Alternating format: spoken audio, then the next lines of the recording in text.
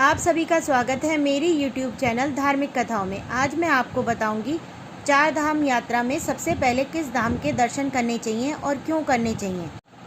अब मैं आपको चार धाम यात्रा का सही क्रम बताऊंगी। हिंदू धर्म के अनुयायियों के लिए चार धाम यात्रा का बड़ा महत्व है। उत्तराखंड में स्थित चार धाम हैं गंगोत्री, यमुनोत्री, केदारनाथ और बद्रीनाथ। धार्मिक मान्यताओं के अनुसार चार धाम यात्रा की शुरुआत यमुनोत्री से होती है।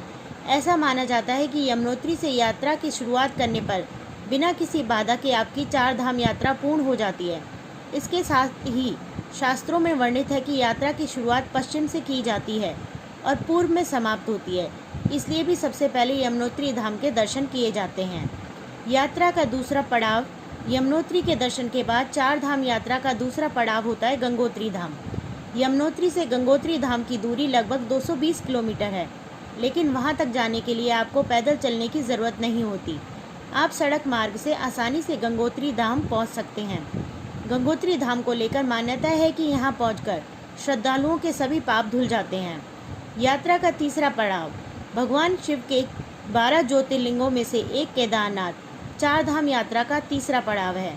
मान्यताओं के अनुसार भगवान शिव आज भी केदारनाथ धाम में निवास करते हैं। बाबा केदारनाथ के दर्शन करके मनोवांछित फलों की प्राप्ति श्रद्धालुओं को होती है। चार धाम यात्रा का अंतिम पड़ाव बद्रीनाथ धाम। चार धाम यात्रा का अंतिम पड़ाव अलकनंदा नदी के तट पर स्थित भगवान विष्णु का ये धाम उत्तराखंड के चमोली जिले में स्थित है।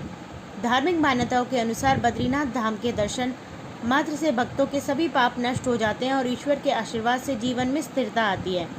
अब आप जान गए होंगे कि चार धाम यात्रा के दौरान आपको किस धाम से यात्रा की शुरुआत करनी है और किस धाम में जाकर यात्रा समाप्त होगी। हालांकि ये यात्रा दुर्गम रास्तों से होकर गुजरती है, इसलिए यात्रा से पहले अपने स्वास्थ्य को ठीक रखें और अपना मेडिकल चेकअप ज़रूर कराएं। शास्त्रों के अनुसार जो भक्त श्रद्धापूर्वक चार धाम यात्रा करते हैं उन्हें मोक्ष की प्राप्ति होती है। व्यक्ति जन्म मरण के चक्र से मुक्त हो पाता है, उसकी आध्यात्मिक उन्नति होती है, वो हर कार्य में सफलता प्रदान। शास्त्रों के अनुसार अपने जीवन काल में चार धाम यात्रा 1 या 2 बार अवश्य करनी चाहिए। शास्त्रों के अनुसार यात्रा का क्रम पहले यमुनोत्री, फिर गंगोत्री, उसके बाद केदारनाथ और बद्रीनाथ धाम की करनी चाहिए। जहाँ तक समय की बात है तो यमुनोत्री, गंगोत्री, बद्रीनाथ के लिए मुख्यतः 2-2 दिन और केदारनाथ धाम के लिए कम से कम 3 दिन बहुत ज़रूरी हैं। इस तरह चार धाम की यात्रा के लिए 1 सप्ताह या फिर 10 या 12 दिन हो सकते हैं। आपकी चार धाम की यात्रा पूर्ण हो जाएगी। अब अगर चार धाम की यात्रा करने जा रहे हैं तो सामान्य तौर पर प्रति व्यक्ति खर्चा 20,000 से 30,000 रुपये और आपकी सुविधा अनुसार आपके खर्चे बढ़ सकते हैं। लेकिन अगर आप प्राइवेट बस से यात्रा करेंगे तो कई ट्रैवल एजेंसियां आपको सस्ते में चार धाम की यात्रा ऑफर कर सकती हैं। प्राइवेट बस से आप यात्रा 20,000 रुपये तक के अंदर पूर्ण कर सकते हैं।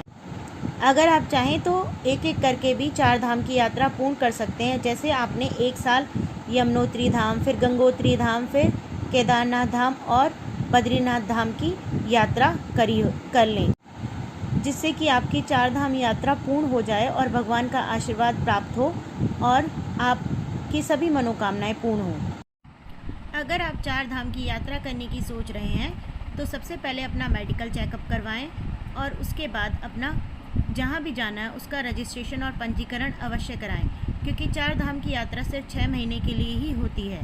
तो इसके बारे में सबसे पहले पूरी जानकारी प्राप्त करें, उसके बाद ही यात्रा करें।